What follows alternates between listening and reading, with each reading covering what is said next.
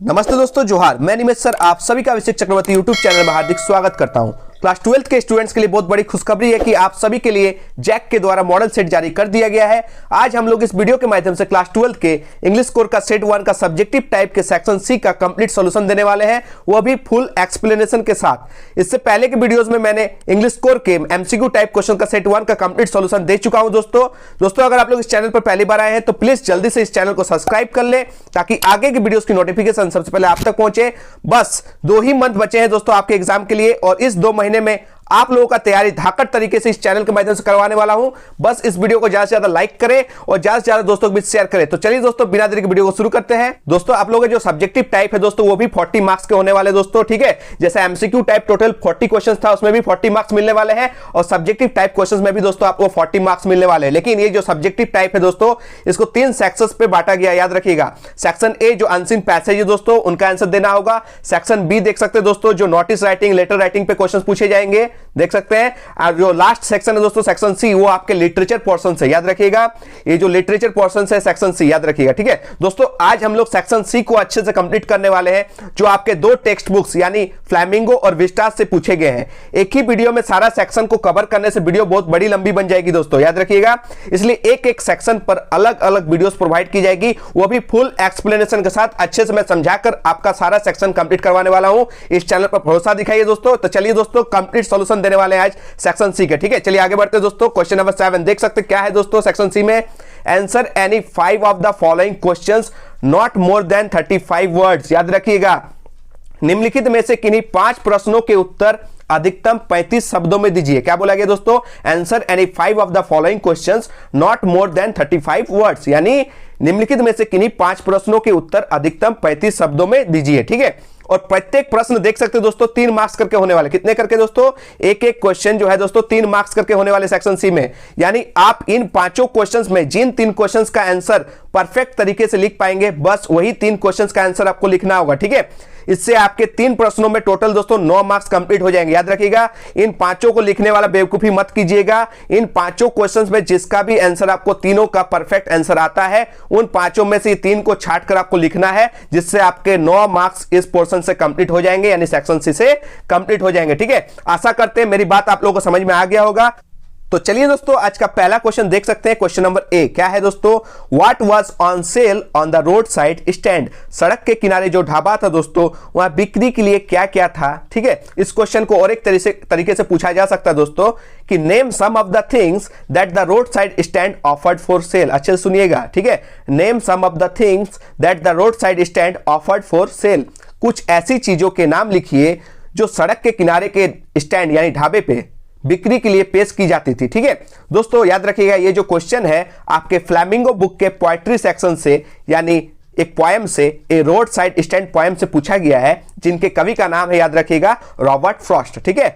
ये जो poetry section से पूछा गया किस बुक के दोस्तों? याद रखिएगा फ्लैमिंगो बुक के पोएट्री सेक्शन से, ए रोड साइड स्टैंड पोएम से, जिनके कवि का नाम क्या है दोस्तों?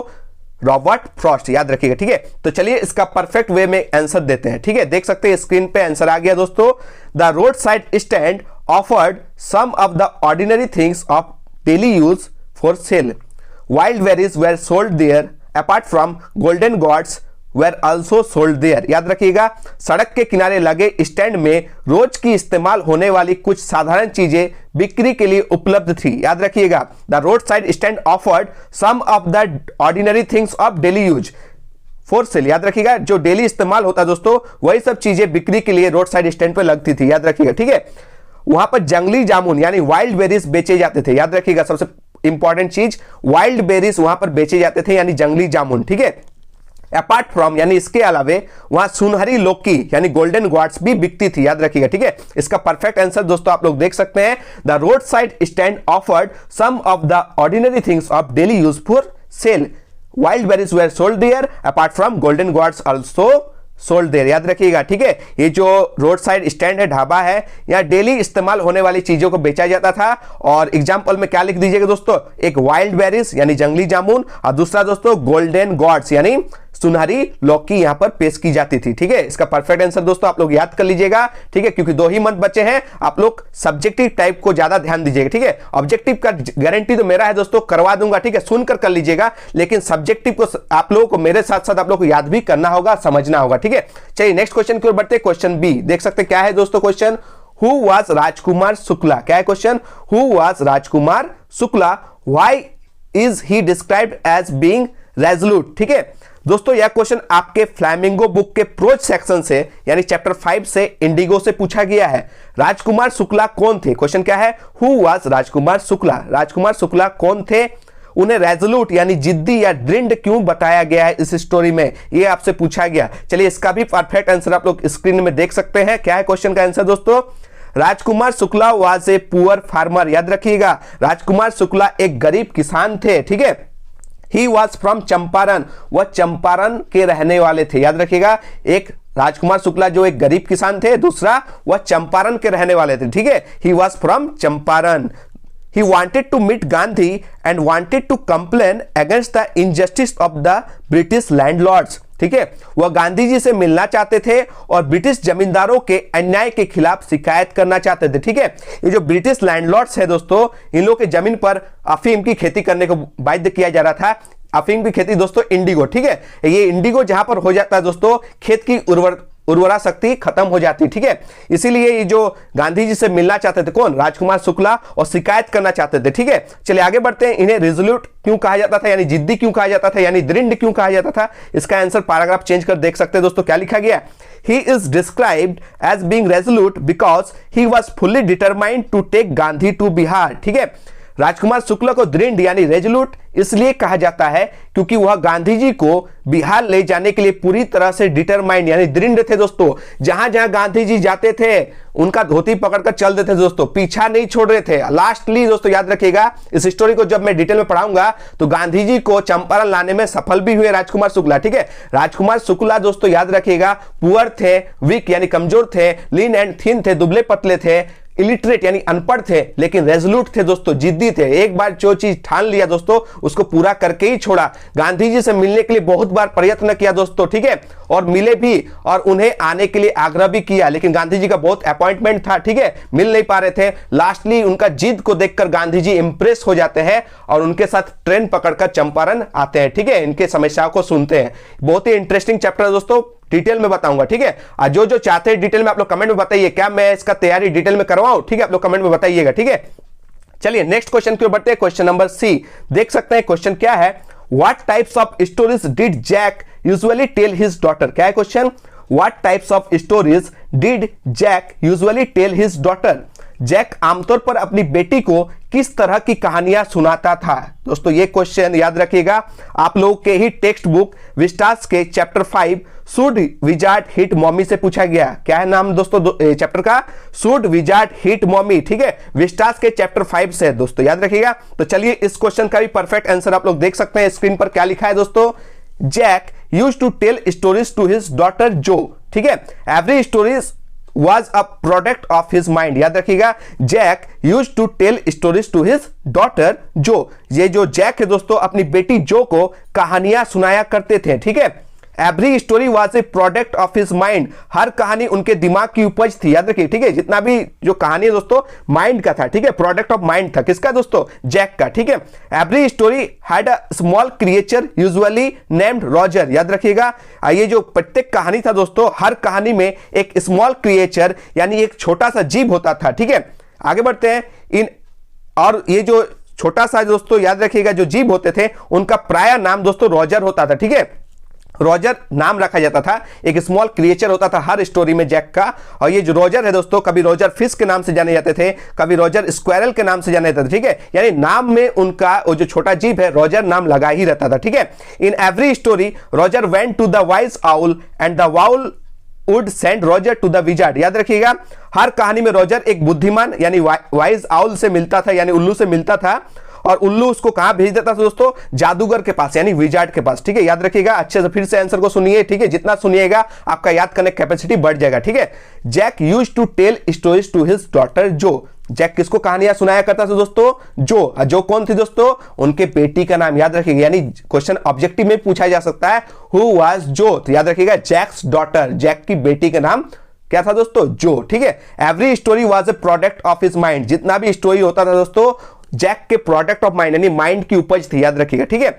और every story had a small creature usually named Roger, आपसे क्वेश्चन पूछा जा सकता है जैक जितने भी कहानियां सुनाया करता था उसका नाम क्या होता दोस्तों? एक स्मॉल क्रिएचर होता था, एक छोटा सा जीव होता था जिसका नाम होता था रॉजर। ठीक है। चाहे कितना भी जीव का नाम लिया उसका आगे रॉजर नाम लगा हुआ रहता था। In every story Roger went to the wise owl, याद रखिएगा प्रत्येक स्टोरी में जो रॉजर है दोस्तों किसके पास जाता था? वाइज आउल यानी एक बुद्धिमान उल्लू के पास। ये बुद्धिमान उल्लू किसको सजेशन देते थे दोस्तों? किनके पास भेजते थे? याद रखिएगा एक विजार्ड के पास। ठीक है। विजार्ड मतलब दोस्तों याद रखिएगा जादूगर। ठीक है। ये जादूगर उसका प्रॉब्लम को सॉल्व कर देता था, याद रखिएगा। बहुत ही इंटरेस्टिंग स्टोरी है, आगे मैं जरूर पढ़ाऊंगा। ठीक है। नेक्स्ट क्वेश्चन की ओर बढ़ते हैं दोस्तों। क्वेश्चन नंबर डी देख सकते हैं क्या है question? What were the options that Sophie was dreaming? क्या है question? What were the options that Sophie was dreaming? Where was it most likely that the two girls, Sophie and Jancy, would find work after the schools? ठीक है दोस्तों, यह question जो दोस्तों आप लोगों के टेक्स्ट बुक फ्लैमिंगो के प्रोज सेक्शन के अंतिम चैप्टर यानी चैप्टर 8 के गोइंग प्लेसेस से लिया गया है। याद रखिएगा ये जो क्वेश्चन है दोस्तों आप लोगों को फ्लैमिंगो बुक के प्रोज सेक्शन के चैप्टर 8 चैप्टर का नाम क्या है दोस्तों? गोइंग प्लेसेस से लिया गया है। याद रखिएगा सॉफी और जैंसी दोस्तों दोनों फ्रेंड्स भी है और दोनों क्लासमेट्स भी थी, याद रखिएगा। ठीक है। दोनों दोस्त भी थी और क्लासमेट्स यानी सहपाठी भी थी। ठीक है। बस सॉफी थोड़ा सा डे ड्रीमर थी यानी दिन में ही स्वप्न देखती थी, जबकि जैंसी रियलिस्टिक थी और प्रैक्टिकल भी थी। ठीक है। दोनों में दोस्तों अंतर बस यही था, सॉफी दिन में ही सपना देखती थी और वो सपना जो कभी पूरा नहीं होगा उसके पहुंच से ऊपर था वो सब सपना देखती थी, जबकि जो जैंसी है वो कर्म पे बिलीव करती थी, रियलिस्टिक थी। ठीक है। और प्रैक्टिकल भी थी, बस यही दोनों में अंतर था। ठीक है। तो क्वेश्चन में पूछा गया क्या दोस्तों? सॉफी सपने में क्या विकल्प देख रही थी और ये दो लड़कियां यानी सॉफी और जैंसी को स्कूल के बाद कहां काम मिलेगा? ठीक है। ऐसा क्या संभावना है कि स्कूल खत्म होने के बाद इन लोगों को काम कहां मिलेगा? ये आपसे क्वेश्चन में पूछा गया है। तो चलिए इसका भी परफेक्ट आंसर देते हैं। देख सकते हैं स्क्रीन पर क्या लिखा है दोस्तों? Sophie was a day dreamer. ठीक है। She wanted to have a boutique, she wanted to be an actress और अ फैशन डिजाइनर। याद रखिएगा सॉफी जो है दिन में सपना देखने वाली लड़की, याद रखिएगा Sophie was a day dreamer. ठीक है। She wanted to have a boutique, एक बुटीक खोलना चाहती थी। She wanted to be an actress, एक एक्ट्रेस बनना चाहती थी और एक फैशन डिजाइनर भी बनना चाहती थी। ठीक है। आगे देख सकते हैं but in fact it was most likely that the two girls Sophie and Jancy would find work in a biscuit factory after the schools. ठीक है। सॉफी दिन में स्वप्न देखने वाली थी और जो उसके पहुंच से बाहर थी। याद रखिए दोस्तों कैसा सपना देखती थी? जो उसके पहुंच से बाहर की थी। ठीक है। वैसा सपने ये देखा करती थी। वह बुटीक यानी फैशनेबल कपड़ों की एक दुकान करना चाहती थी। ठीक है। एक बुटीक ओपन करना चाहती थी और एक एक्ट्रेस यानी अभिनेत्री भी बनना चाहती थी और एक फैशन डिजाइनर भी बनना चाहती थी। देख सकते हो दोस्तों कितना सपना देखा करती थी। फैशन डिजाइनर भी बनेगी, एक बुटीक भी खोलेगी और एक्ट्रेस यानी एक हीरोइन भी बनना चाहती थी। देख सकते हैं दिन में ही सपना देखती सोते सोते। ठीक है। और ये सब पूरा करने के लिए कुछ करती भी नहीं है। जानते दोस्तों इसको पूरा करने का इन लोगों के पास कैपेसिटी भी नहीं है, याद रखिएगा। ठीक है। लेकिन वास्तव में यह सबसे अधिक संभावना थी कि दोनों लड़कियां यानी सॉफी और जैंसी को स्कूल के बाद एक बिस्किट फैक्ट्री में काम मिलेगा। कहां काम मिलेगा दोस्तों? बिस्किट फैक्ट्री में। ठीक है। But in fact it was most likely that the two girls Sophie and Jancy would find work in a biscuit factory after the schools. याद रखिएगा वास्तव में यह सबसे अधिक संभावना थी कि दोनों लड़कियों को यानी सोफी को भी और जैंसी को भी स्कूल के बाद कहां काम मिलेगा दोस्तों? संभावना ज्यादा था बिस्किट फैक्ट्री में। याद रखिएगा। ठीक है। चलिए सेक्शन सी और आज का लास्ट क्वेश्चन देखते हैं दोस्तों। क्वेश्चन नंबर ई क्या है? क्वेश्चन देख सकते हैं आप लोग। Who is mister lamb? क्या है question? Who is mister lamb? Why does he have a tin leg? क्या है क्वेश्चन? मिस्टर लैम्ब कौन है और उनके एक पैर टीन का क्यों है? ये आपसे क्वेश्चन पूछा गया। देख सकते हैं who is mister lamb? Why does he have a tin leg? Mister lamb कौन है और उनके एक पैर टीन का क्यों है दोस्तों? ठीक है दोस्तों यह क्वेश्चन जो है दोस्तों विस्टास के chapter 6 on the face of it से पूछा गया है। चैप्टर का नाम क्या है दोस्तों? On the face of it से पूछा गया। ठीक है। तो चलिए इस क्वेश्चन का भी परफेक्ट आंसर आप लोग स्क्रीन में देख सकते हैं। Mister Lamb is an old man. क्या है दोस्तों? Mister Lamb is an old man.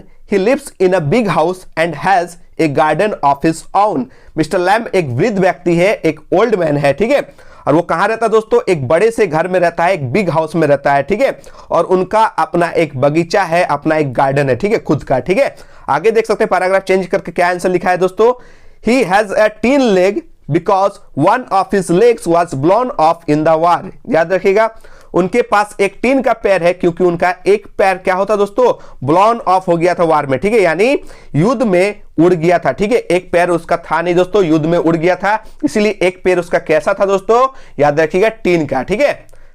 तो दोस्तों इस तरह से हम लोगों ने इंग्लिश कोर के सेट 1 के सब्जेक्टिव टाइप के सेक्शन सी का परफेक्ट आंसर्स के साथ फुल एक्सप्लेनेशन के साथ सेक्शन सी को सॉल्व कर लिया। ये आप लोगों का प्यार था दोस्तों, आप लोगों का प्यारा सा कमेंट था दोस्तों, जिनके वजह से मैं बाध्य होकर सेक्शन सी को लाने में मजबूर हुआ दोस्तों, ठीक है। बस इस चैनल को थोड़ा सा सपोर्ट कीजिए। अगर यह वीडियो आप लोगों को हेल्पफुल लगी तो प्लीज ज्यादा से ज्यादा लाइक कीजिए, कमेंट कीजिए और सारे दोस्तों के बीच इसको शेयर कर दीजिए। तब तक के लिए दोस्तों धन्यवाद। जय हिंद, वंदे मातरम।